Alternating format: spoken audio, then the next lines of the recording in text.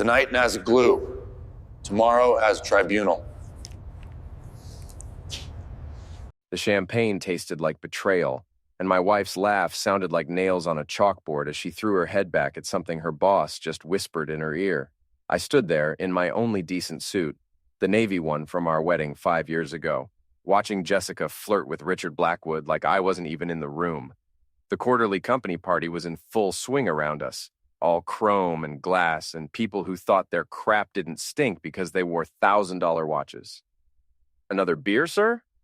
A waiter appeared at my elbow, probably feeling sorry for the construction worker playing dress-up among the corporate elite. "Thanks." I grabbed the bottle and took a long pull, watching Jessica's hand rest on Blackwood's arm. Her wedding ring caught the light, mocking me. This was supposed to be our night. Jessica had begged me to come, said it would look good for her career if her husband showed up to these things. What she hadn't mentioned was that she'd spend the entire evening acting like I had some contagious disease. Blackwood, CEO of Pinnacle Financial Solutions, Jessica's boss, and apparently the star of her recent wet dreams, was everything I wasn't.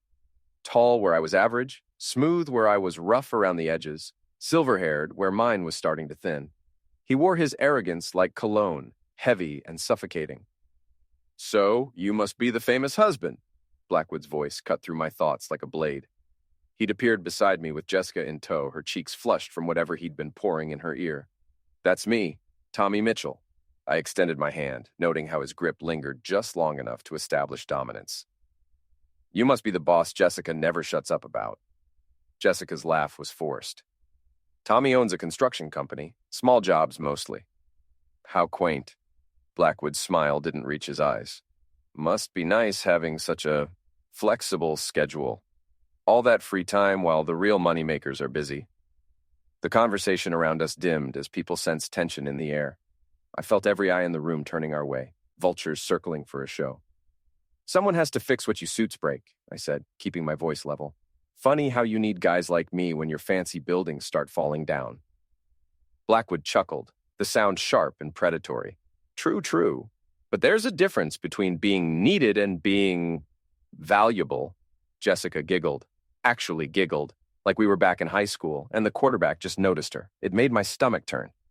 "Richard's been teaching me so much about high-level strategy," she gushed, moving closer to him. "Things they never cover in community college business classes." The dig hit home. Jessica knew I'd never finished college, knew it was a sore spot. But saying it here, in front of all these people with that particular tone, that was new territory. "Education comes in all forms," I replied, but my voice sounded hollow even to me. Blackwood sensed weakness like a shark sensing vulnerability. "Absolutely. Some people learn in classrooms, others learn by getting their hands dirty." He made it sound like a disease. More people were watching now. I could see Jessica's work friends, Sarah, Michelle, and Karen, whispering behind their wine glasses, probably placing bets on how this would go down. "Speaking of getting hands dirty," Blackwood continued, his voice carrying across the room, "Jessica was just telling me about your recent projects. Kitchen renovations, was it? Bathroom tile work?" The way he said it made honest work sound like something you'd scrape off your shoe. Jessica's face was turning red, but not from embarrassment, from excitement. She was enjoying this. "Someone has to do the real work," I said, my jaw starting to clench. "Oh, absolutely. We need people to handle the manual labor while the rest of us focus on moving markets, creating jobs, building empires." Blackwood's smile turned cruel. "It's adorable, really, like having a pet that brings you dead mice and expects praise." The room went dead silent. Even the waiters stopped moving. Jessica didn't defend me, didn't say a word, just stood there next to her boss, her hand still on his arm, watching me with something that looked dangerously close to pity. "At least I earn my money honestly," I said, my voice carrying further than I intended. Blackwood's laugh was loud enough to fill the silence. "Honestly? My dear boy, you're living off your wife's salary. What's honest about being a kept man?" The accusation hit like a physical blow. It wasn't true, not entirely, but there was enough reality to make it sting. Jessica made more money, had better insurance, covered most of our mortgage. I'd been struggling lately, taking smaller jobs, watching bigger companies undercut my bids. "That's not," I started, but Blackwood cut me off. "No shame in it, really. Some men are providers, others are, well, provided for." He shrugged like he was discussing the weather. "The world needs house husbands, too." People started laughing. Nervous chuckles at first, then louder as they realized I wasn't fighting back. Jessica's work friends were practically cackling. Even some of the waitstaff were smirking. "You know what your problem is, Tommy?" Blackwood leaned in closer, his voice dropping to a stage whisper that somehow carried across the entire room. "You're forgettable, replaceable, a nobody husband living on handouts, spineless, penniless, and completely forgettable." The laughter grew louder. Someone, I think it was Sarah, actually snorted wine through her nose. Jessica wasn't laughing, but she wasn't stopping it either. She just stood there watching me drown. That's when Blackwood made his final move. He turned to Jessica, cupped her face in his hands, and kissed her. Full on the mouth, right there in front of everyone. In front of me. With the kind of passion that left no doubt about what was happening between them. The room erupted. People were whooping, cheering, taking pictures with their phones. Jessica melted into him like butter, her arms wrapping around his neck, her body pressing against his expensive suit. When they finally broke apart, both breathing hard, Blackwood looked directly at me with triumph in his eyes. "The better man always wins, Tommy." I should have felt rage, should have felt the urge to throw a punch, make a scene, defend whatever was left of my dignity. Instead, I felt something else, something cold and calculating sliding into place behind my ribs. I smiled. Not a fake smile, not a nervous laugh, but a real, genuine smile that made Blackwood take a small step back. "You know what, Richard?" I said, my voice perfectly calm, perfectly clear. "If I were you, I'd check my stock price."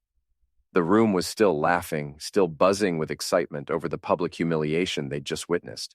But Blackwood's face went white, actually white, like someone had just walked over his grave. He knew something he didn't want anyone else to know. I nodded once, finished my beer, and set the empty bottle on a nearby table. "Thanks for the party, folks. Really memorable." I walked out through the crowd, feeling their eyes on my back, hearing their whispers follow me to the elevator. But I didn't care anymore. The game had changed, and I was done playing by their rules. The elevator doors closed, and I finally allowed myself a real smile. It was time to show them what a nobody could do. The next morning, I sat in my truck outside Jessica's office building, watching the suits scurry in and out like ants. My phone was full of missed calls from her, texts ranging from angry to apologetic to threatening. "We need to talk. You embarrassed me last night. Richard says you were acting weird. Don't do anything stupid, Tommy." Too late for that, sweetheart. I'd spent the night doing research, digging into Pinnacle Financial's recent SEC filings, quarterly reports, and employee reviews on Glassdoor. Amazing what you could find when you knew where to look and had nothing left to lose.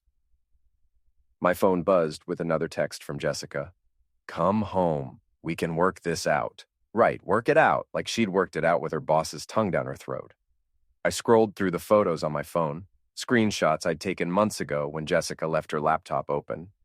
At the time, I'd thought they were just work emails, boring corporate stuff I didn't understand. Now they looked a lot more interesting, especially the ones discussing the Miami project and the off-books consulting fees. My phone rang. Dave Morrison, my oldest friend, and the only guy from the neighborhood who'd stayed in touch after Jessica started her corporate climb. "Jesus, Tommy, you okay? Sarah's been posting about last night on Facebook. Says you got your A handed to you by some suit." Dave worked construction too, concrete mostly, and had about as much love for corporate types as I did. We'd grown up 3 blocks apart, gotten drunk together, made stupid decisions together, and somehow managed to stay friends even after life pulled us in different directions. "I'm fine, Dave. Better than fine, actually." "You sound weird, man, like serial butcher weird." I laughed, and it felt good. "I'm not going to end anyone. That would be too easy." "Okay, now I'm officially worried. What's going on? Remember that favor you owe me?" "Which one? There's been a lot over the years." "The big one, the one where I didn't tell Marie about you and that bartender in Atlantic City." Silence. Then, "Crap, you're serious about this?" "Dead serious." "What do you need?" I looked up at the gleaming tower where my wife was probably explaining to her boss why her loser husband acted so strangely last night. "How do you feel about a little prank? Nothing illegal, nothing violent, just educational." "Educational how?" "The kind that teaches rich a-holes not to mess with people they don't understand." Dave was quiet for a long moment. "This about the guy who kissed your wife, among other things." "Where do you want to meet?" The plan was simple, elegant, and completely legal, technically.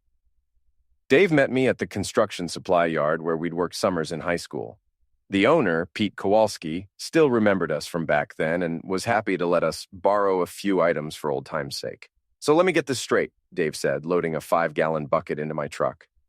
We're going to fill this guy's car with dead fish?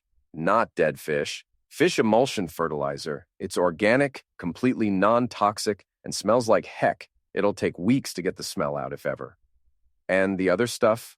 Expanding foam in the tailpipe, super glue in the door locks, industrial strength itching powder on the seat, all harmless, all temporary, all perfectly legal pranks. Dave grinned. I like it. When do we do this? Tonight. He parks in the executive garage, 3rd level, spot marked CEO. Security camera has a blind spot right behind the pillar. How do you know all this? I held up my phone, showing him Jessica's Instagram from last month. She posted a picture of them having lunch by his car. Caption was, "Power couple vibes." I've been studying that photo for weeks. Wow, Tommy, remind me never to piss you off. Just help me do this, Dave. After tonight, we're even. We shook hands, and I felt something I hadn't felt in months. Excitement. Blackwood's Porsche was a thing of beauty. Midnight black. Probably cost more than I made in 2 years. Parked in its reserved spot like a monument to his success. By the time we were done, it would be a monument to something else entirely. Dave kept watch while I worked. The fish emulsion went into the air conditioning system, just enough to ensure every time he turned it on, he'd get a nose full of ode to rotting salmon. The expanding foam in the exhaust would make the car sound like a dying elephant until he could get it cleared out. The superglue in the locks would force him to call a locksmith, assuming he could even get close enough to the doors without gagging from the smell. The itching powder was Dave's idea, military-grade stuff he'd gotten from a buddy in the service. Just a light dusting on the seat and steering wheel. How long until he finds out? Dave asked, admiring our handiwork. First thing tomorrow morning. He's got that executive meeting at 8. Think this will make him back off? I looked at the car, knowing that in a few hours it would be a source of humiliation instead of pride. This is just the opening move, Dave. Just letting him know the game has started. We packed up our supplies and headed out, leaving no trace except the surprise waiting for Pinnacle Financial's golden boy. I was already at the coffee shop across the street when Blackwood arrived for work the next morning. Through the window, I had a perfect view of the executive garage entrance. At exactly 7:55 a.m., Blackwood's voice echoed through 3 levels of concrete parking structure. What the heck? Even from across the street, I could hear him retching. The fish emulsion had done its job. The entire 3rd level probably smelled like a bait shop in August. My phone buzzed with a text from Jessica. Richard's car got vandalized. Do you know anything about this?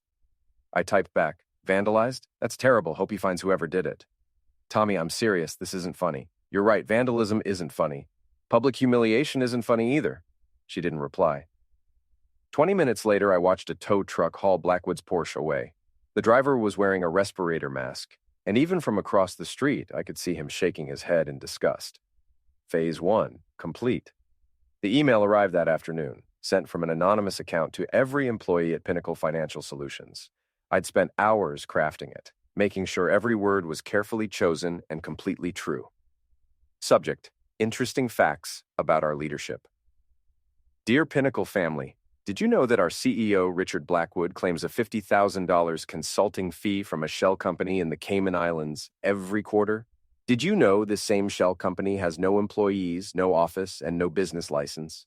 Did you know that 3 female employees have filed complaints about Mr. Blackwood's inappropriate workplace behavior in the past 2 years, and all 3 complaints mysteriously disappeared from HR records? Did you know that Pinnacle's charitable donations, the ones Mr. Blackwood uses for tax write-offs, go to organizations that list his wife as a board member? Just thought you should know what kind of man is running our company. A concerned employee, I hit send and leaned back in my chair, watching the email counter tick up as it spread through the company's internal system. My phone started ringing immediately. Jessica, of course. Tommy, what did you do? I'm sitting in my office working on estimates for bathroom renovations. You know, manual labor stuff. Don't lie to me. I know this was you. You know what, Jessica? You don't know crap about me. You made that very clear last night. That was just... Richard was drunk. I was drunk. It didn't mean anything. It didn't mean anything. I laughed, and it came out darker than I intended. You let your boss kiss you in front of a room full of people, in front of your husband, and it didn't mean anything. Silence on the other end. How long has it been going on, Jess? Tommy, how long have you been sleeping with him? More silence. Then so quietly, I almost didn't hear it. 6 months. The words hit like a physical blow, even though I'd known. Seeing it and hearing it confirmed were two different kinds of pain. Why? Because you're not enough anymore. The words exploded out of her like she'd been holding them in for years. You're not successful. You're not ambitious. You're not going anywhere. Richard is everything you'll never be. And what's that? Important, powerful, rich, someone who matters in this world. I closed my eyes, feeling the last pieces of my marriage crumble into dust. You're right, Jess, I'm not those things. But at least I'm honest about what I am. I hung up and turned my phone off. There was work to do. The gym where Blackwood worked out was one of those exclusive places downtown, all mirrors and chrome and people who looked like they'd stepped out of fitness magazines. I'd followed him there twice, learning his routine, his schedule, his habits. He arrived every Tuesday and Thursday at 6 p.m. sharp, stayed exactly 90 minutes, and always used the same locker in the men's changing room. I'd been a member for exactly 1 week. Excuse me. I bumped into him near the weight rack, making sure to splash water from my bottle onto his pristine workout clothes. Blackwood looked up, and his face went through a series of expressions: confusion, recognition, and finally disgust. You? Me? I smiled and extended my hand. Tommy Mitchell, we met at your party. He ignored the handshake. What are you doing here? Working out, staying in shape. You know, trying to be more like the successful guys? I gestured around the expensive gym. This is where winners come, right? Blackwood's eyes narrowed. If you think some childish prank with my car is going to... Prank? What prank? I tilted my head innocently. Oh, you mean the fish smell? That's terrible. Vandalism is such a problem these days. I know it was you. Prove it. We stared at each other for a long moment, the tension thick enough to cut. Other gym members were starting to notice, conversations dying as people sensed conflict. Stay away from my company, Blackwood said quietly. Stay away from Jessica. And stay the heck away from me. Or what? Or you'll find out what happens to people who cross me. I laughed, actually laughed, and it echoed through the suddenly quiet gym. Richard, buddy, you have no idea who you're dealing with. See, you think I'm just some dumb construction worker who's going to roll over and play dead because you stole my wife. But here's the thing. I've been building things my whole life. Buildings, businesses, relationships. And when you build things, you learn how they come apart. I stepped closer, lowering my voice so only he could hear. Your company is built on lies, Richard.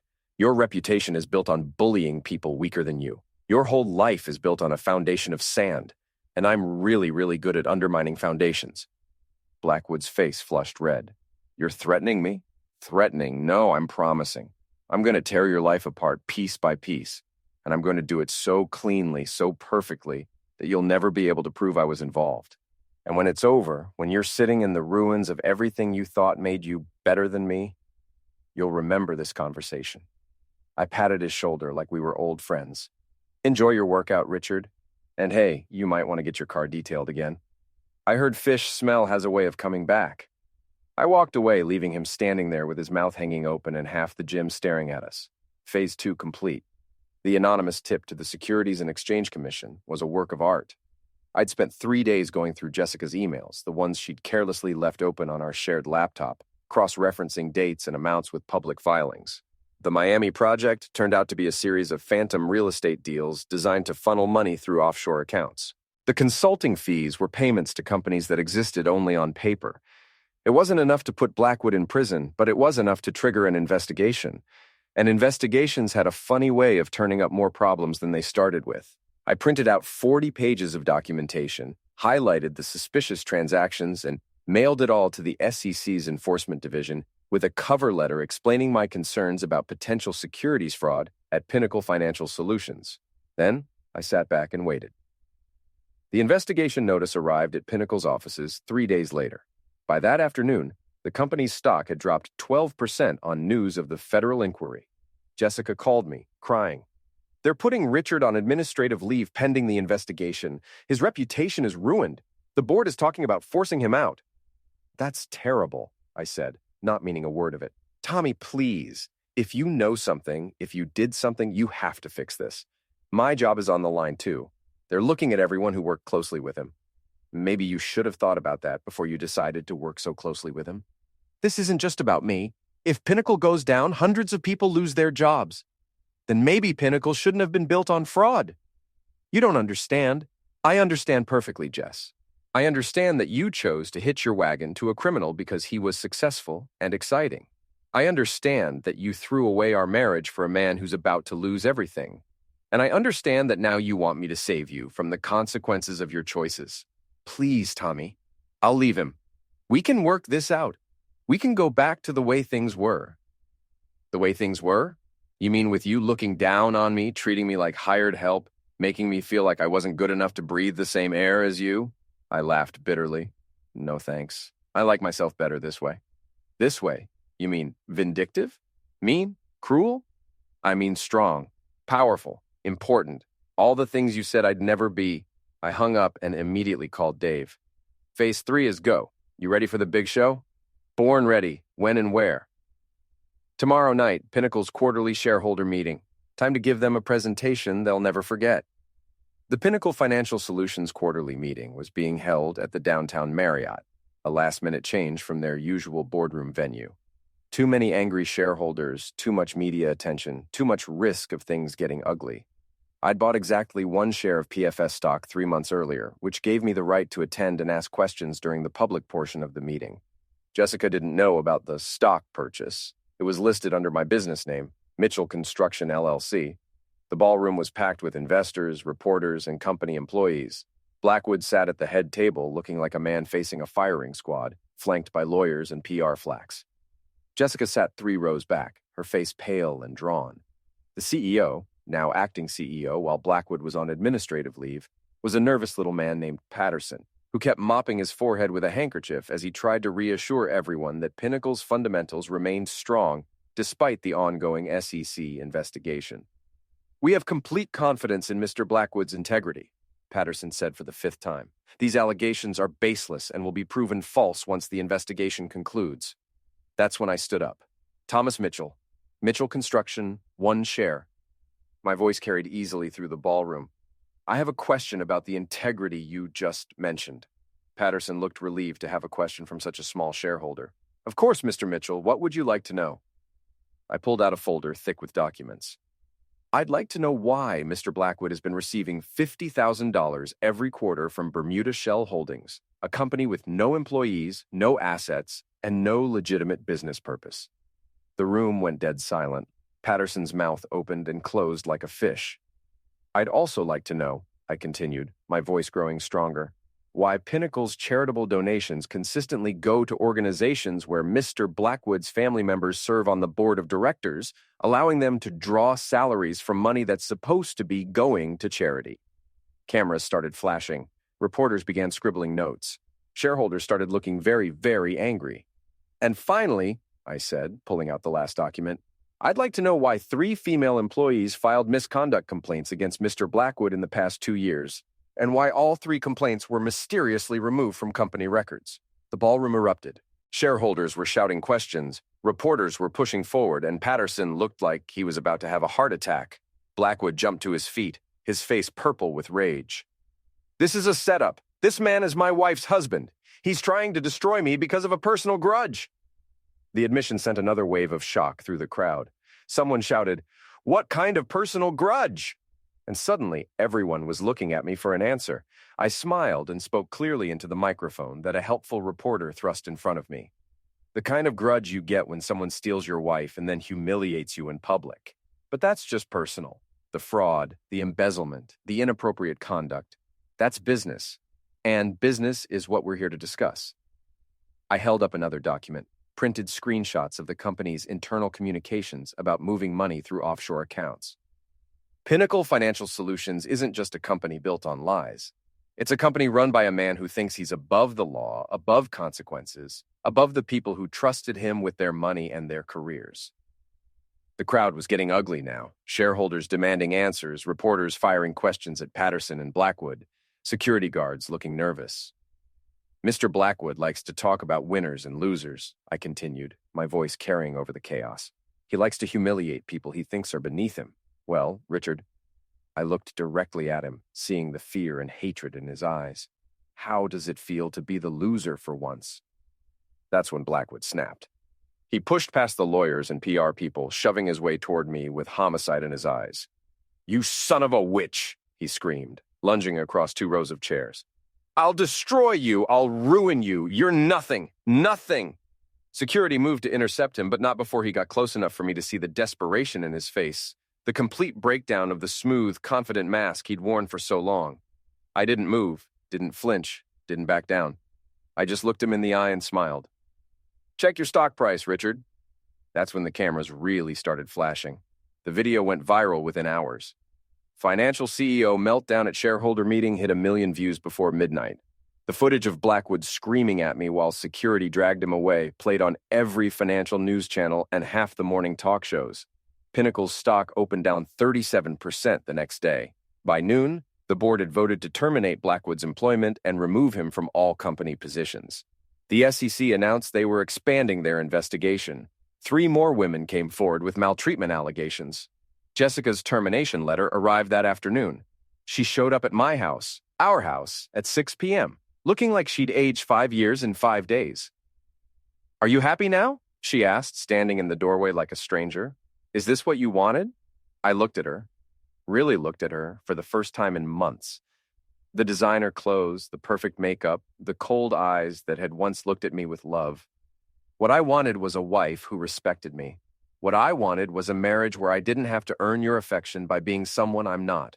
What I wanted was to matter to the person who mattered most to me. You mattered. I was your pet project, Jessica, your charity case, the blue-collar husband you kept around to make yourself feel generous and grounded while you climbed the corporate ladder. She started crying then, ugly tears that smeared her makeup and made her look human for the first time in years. I didn't mean for it to happen. Richard was just... He made me feel important, powerful, like I was worth something. And I made you feel like you weren't. You made me feel ordinary, safe, predictable. She wiped her nose with the back of her hand. I wanted to be extraordinary. So you decided to have an affair with your boss and humiliate your husband in public. That wasn't supposed to happen. The party, the kiss. Richard planned that. He said it would show everyone that he could take whatever he wanted. The admission hit me like a slap. It was planned? He wanted to see if you'd fight for me. When you didn't, he said it proved you didn't really love me. I stared at her, feeling something cold and final settle in my chest.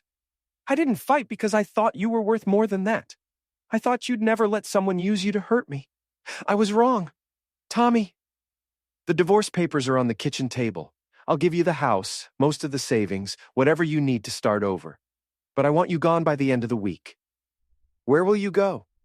I gestured toward the street where Dave's truck was parked with the engine running. Dave's got a job in Denver. Commercial construction, big money, clean start. I'm going with him. You're leaving? There's nothing left here for me anymore. She looked around the house we'd bought together, the life we'd built together, the future we'd planned together. What about us? What about our marriage?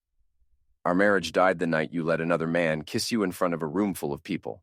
Everything since then has just been cleanup. I walked past her toward Dave's truck, then stopped and turned back. For what it's worth, Jess, I hope you find whatever it is you're looking for. I hope it makes you happy. Tommy, wait. But I was already gone. The warehouse showdown wasn't planned. It just happened. 3 months later, I was back in town, settling the last of the legal paperwork when Dave called me from Denver. Turn on Channel 7. Your buddy Blackwood is all over the news again. I found a sports bar with cable and watched the breaking news coverage with growing amazement.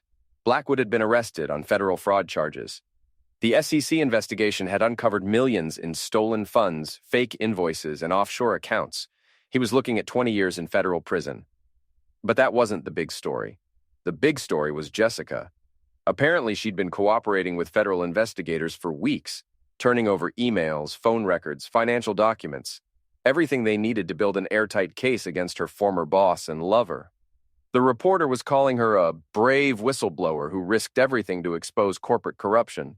I was calling BS. Jessica never did anything that didn't benefit Jessica. If she was cooperating with the feds, it was because they'd offered her something in return. I was proved right an hour later when my phone rang. Tommy, it's me. Hello, Jessica. I need to see you tonight. It's important. I'm not interested in... Richard is trying to frame me for the fraud. He's claiming I was his co-conspirator, that I helped him set up the shell companies. If his lawyers can convince a jury, I could go to prison for 30 years. I felt a familiar cold smile spreading across my face. And you want what from me? Help. You brought him down once before. Maybe you can do it again. Why would I help you? Because despite everything that happened between us, you're a good man. And because I have information you might find interesting. What kind of information? The kind that explains why Richard was so afraid when you mentioned his stock price that night at the party. Now she had my attention. I'm listening. Not over the phone. Meet me at the old Brennan Industries warehouse on 5th Street. Midnight. Come alone. The line went dead. I stared at the phone for a long moment, knowing I should walk away. Knowing this was probably a trap. Knowing that getting involved with Jessica again would only lead to trouble. But I also knew I had to hear what she had to say. The Brennan warehouse had been abandoned for 15 years, a hulking shell of rusted steel and broken windows that the city kept threatening to demolish. It was the kind of place people went when they didn't want to be found. Jessica's BMW was parked near the loading dock when I arrived, her silhouette visible through the windshield. She got out as I approached, looking nervous and jumpy. You came? I'm here. Talk? She glanced around the empty parking lot like she was expecting company. Richard has been planning this for months. The frame job, I mean. He knew the SEC was closing in, so he set up a fall guy, me. That's what criminals do, Jess. They betray people to save themselves. You should know. You helped him do it to other people. I never knew about the fraud. I thought the consulting fees were legitimate. Bees, you knew exactly what he was doing. You helped him cover it up. Her face crumpled. Okay, yes, I knew. But I was in love with him. I thought we were partners, that we were building something together. You were a criminal enterprise. He promised to leave his wife for me. He said after he made enough money, we'd disappear together, start fresh somewhere tropical. And you believed him? I wanted to believe him. She wiped her eyes. But that's not why I called you here. Then why? She reached into her purse and pulled out a thick manila envelope. Because I found these in Richard's office safe when I was gathering evidence for the FBI. She handed me the envelope. Inside were dozens of photographs. Surveillance photos of me, Dave, Pete Kowalski's supply yard, my truck, my house. Photos taken with a telephoto lens from across the street, through windows, from hiding spots I never would have noticed. He's been watching you since the night of the party, Jessica said quietly. Planning something. Revenge. I flipped through the photos, a chill creeping over me. There were shots of me meeting with Dave, pictures of us at the supply yard, images of me outside the gym, even one of me mailing the SEC complaint. How long has he had these? Weeks, maybe months. He hired a private investigator the day after his car got vandalized. Why are you showing me this? Because there's more. She pulled out a digital recorder and hit play. Blackwood's voice filled the empty warehouse. I want him destroyed, not just embarrassed, not just inconvenienced. I want his life ruined so completely that he'll beg me to put him out of his misery. Another voice, gravelly and professional. That'll cost extra. I don't care what it costs. I want him framed for something that'll put him in prison for decades. Plant pills in his truck, child sex movie on his computer, whatever it takes. Make it look real. When? After the shareholder meeting, once I deal with this SEC nonsense, Mitchell is next. The recording stopped. Jessica looked at me with something that might have been genuine concern.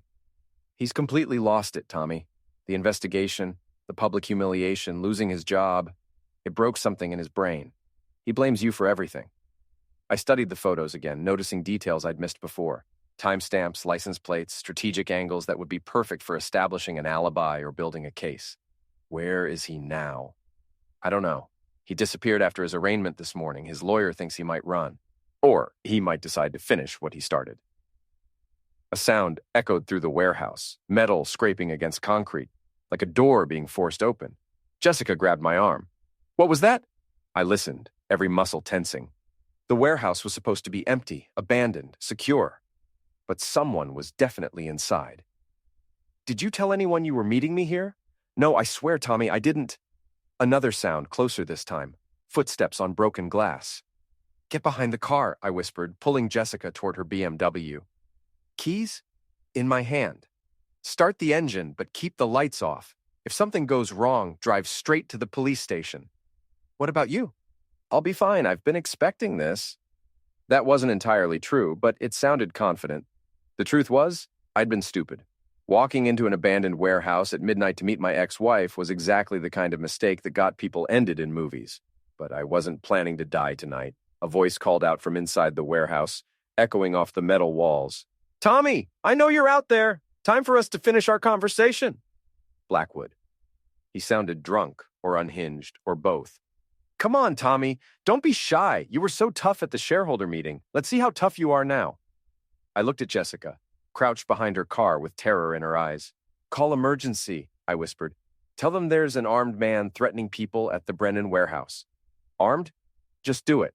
I moved away from the car, keeping low, circling toward the warehouse entrance. If Blackwood wanted a confrontation, I'd give him one, but it would be on my terms, not his. The main entrance was a massive sliding door, half open and dark as a cave mouth. I could see light moving inside, a flashlight beam sweeping back and forth. I know what you're thinking, Tommy. Blackwood's voice was getting closer. You're thinking this is some kind of trap, that I'm going to hurt you or frame you or something dramatic like that. I pressed myself against the concrete wall beside the entrance, listening. But you're wrong! I'm not here to hurt you! I'm here to thank you! That didn't sound right. Nothing about this sounded right. You see, Tommy, you did me a favor. You showed me what I really am, what I'm capable of when someone tries to destroy me. The flashlight beam swung toward the entrance. I could see Blackwood now, silhouetted against the dim light. He was holding something in his other hand, something that reflected the flashlight beam.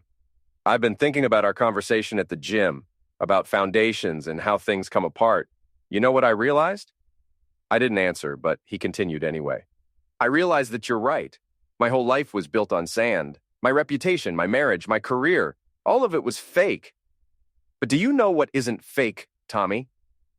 He stepped closer to the entrance, and I could see his face now.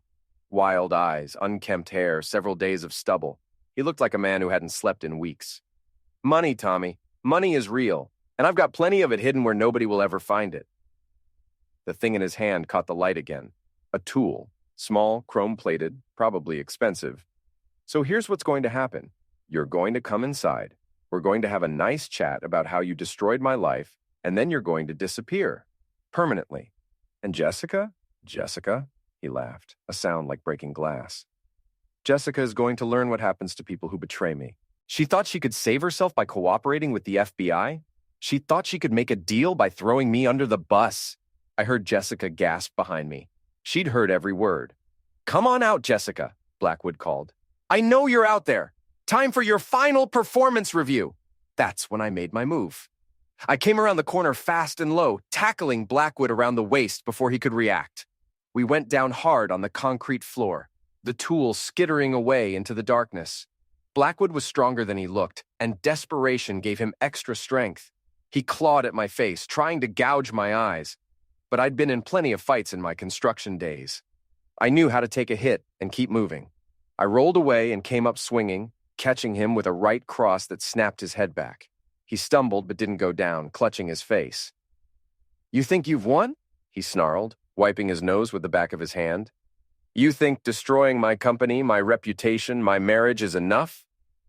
It's a good start. He lunged at me again, but this time I was ready. I sidestepped and let his momentum carry him into a concrete pillar. The impact made a sound like a watermelon hitting pavement. Blackwood slumped against the pillar, dazed but still conscious. You destroyed everything I worked for, he mumbled, his words slurring. 20 years building that company. 20 years of success, of respect, of power. Gone. All because you couldn't handle losing your wife to a better man. A better man? I grabbed him by the shirt and hauled him to his feet. A better man doesn't embezzle money from his own company. A better man doesn't exploit his employees. A better man doesn't try to frame people for crimes they didn't commit. I heard the recording, Richard, the private investigator, the planted evidence, the whole plan. You're not a better man. You're not even a good man. You're just a criminal who got caught. Sirens were wailing in the distance, getting closer. Jessica had called the police. Blackwood heard them, too. His eyes darted toward the tool, still lying somewhere in the darkness. Don't, I warned. It's over. You lost. Accept it like a man. Like a man? He laughed bitterly. You want to talk about being a man? A real man would have fought for his wife. A real man would have stopped me from taking her. A real man would have respected another man's marriage. Marriage? He spat onto the concrete. That wasn't a marriage. It was a business arrangement. She was using you, Tommy, for your house, your credit, your willingness to play the devoted husband while she built her real life with someone who mattered. The words stung because there was truth in them, but they didn't hurt the way they would have 6 months ago. Maybe, I said, but at least I was honest about what I was. You built your entire life on lies. The sirens were getting louder. Red and blue lights began flashing through the warehouse windows. This isn't over, Blackwood said quietly. Even if they arrest me, even if I go to prison, I have friends, connections, people who owe me favors. Maybe, but you'll still be the guy who lost everything to a nobody construction worker. His face twisted with rage, and he made one last desperate lunge for the tool. I caught him halfway, and we went down together in a tangle of arms and legs. This time, I made sure he stayed down. When the police found us 3 minutes later, Blackwood was unconscious, and I was sitting on a crate, examining the cuts on my knuckles.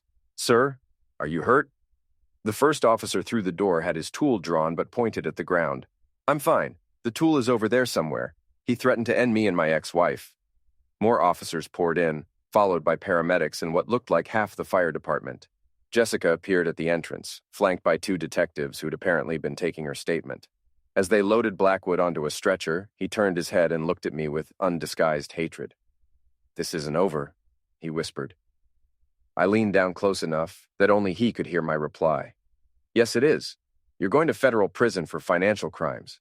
After tonight, they'll probably add kidnapping and attempted homicide to the charges. You'll be lucky if you see daylight again before you're 70. His eyes widened as the reality of his situation finally sank in. But hey, I added, straightening up, look on the bright side. Maybe you'll meet some nice people in prison who appreciate your management style. They wheeled him away, and I never saw Richard Blackwood again. The trial made national news. Corporate CEO attempts homicide and tries to end his own life after fraud conviction. Financial executive gets life sentence for attempted homicide. Whistleblower ex-wife helps convict former boss. Jessica got immunity in exchange for her testimony. She moved to Portland and got a job with a nonprofit that helped whistleblowers. Apparently, almost dying in a warehouse had given her some perspective on what really mattered. She sent me a Christmas card the first year. Inside, she'd written, "Thank you for saving my life, and thank you for being a better man than I deserved." I never wrote back, but I kept the card. Dave and I finished the Denver project 6 months ahead of schedule and under budget. Word got around about our work, and suddenly Mitchell Morrison Construction had more business than we could handle. We opened offices in 3 cities, hired 40 employees, and landed a contract to build a new federal courthouse in Phoenix. I bought a house in the mountains with a view of the Rockies and a workshop where I could build furniture on weekends. It was everything I'd never known I wanted.